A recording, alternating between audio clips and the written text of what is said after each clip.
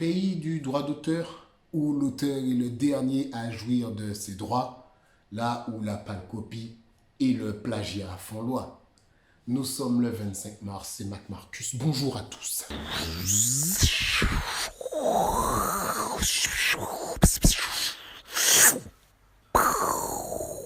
En ce moment, il y a un docteur qui défraie la chronique et anime les pires polémiques. Je veux bien sûr parler du docteur Didier Raoult. Convaincu de l'efficacité de la chloroquine face au Covid-19, il n'en dément pas et défend sa position. Le problème qui se pose, je vais vous l'expliquer pour que vous puissiez comprendre d'où provient cet énorme bordel, est protocolaire. Dire s'il est compétent ou pas dans son domaine.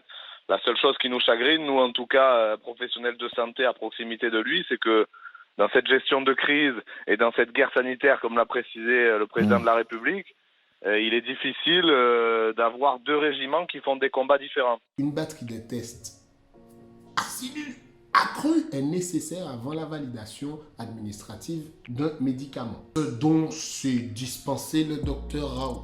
Et là, M. Raoult décide dans son coin de mettre son institut à profit pour faire du dépistage de masse, alors que ce n'est pas la politique qui est demandée. Là où le bas blesse, c'est qu'il a lancé de manière autonome une vague, avec son équipe bien sûr, une vague de dépistage sauvage. À partir du moment où quelqu'un se sent légèrement fébrile, il peut se faire dépister à Marseille. Vague de dépistage qui s'est révélée être légèrement concluante. En effet, les premiers tests du docteur Raoult utilisant la chloroquine, parfois seul, parfois accompagné de paracétamol ou d'autres traitements, ont été concluants. Alors ça, c'est un truc qu'il faudrait qu'on m'explique. La puissance des journalistes, faut les entendre parler avec le docteur sur les plateaux télé. On aurait dit qu'il y a 2 mois, personne ne connaissait rien du Covid-19, il ne fallait pas s'en inquiéter, mais on avait même la ministre de la Santé qui nous expliquait que le virus ne viendrait pas en France, protégé par une sorte de barrière spirituelle. Oui, on va loin, tu vois. Le pays étant protégé par une sorte de barrière spirituelle. Le risque d'importation de cas depuis Wuhan est modéré. Il est maintenant pratiquement nul puisque la ville, vous le savez, est isolée. On avait le président qui allait au théâtre, tout le monde s'en battait les couilles allègrement. Soient les mieux protégés. Tout le monde ne portera pas de masque en France. Je suis pas inquiet pour moi parce que je suis en bonne santé et que je fais pas partie des cas les plus graves, même si je suis infecté. Avoir parfois du bon sens, c'est pas aider les gens. Parce qu'à la fin, les moyens, c'est vous qui les payez aussi, vous savez.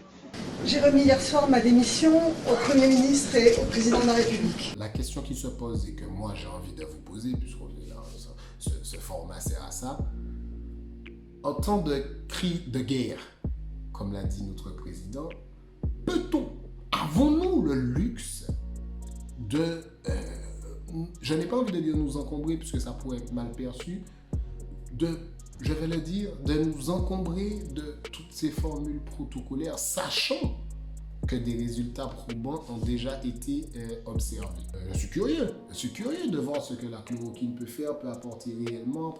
Je suis curieux, je ne suis pas fermé à l'exploration de nouvelles pistes pour une amélioration générale, d'accord ?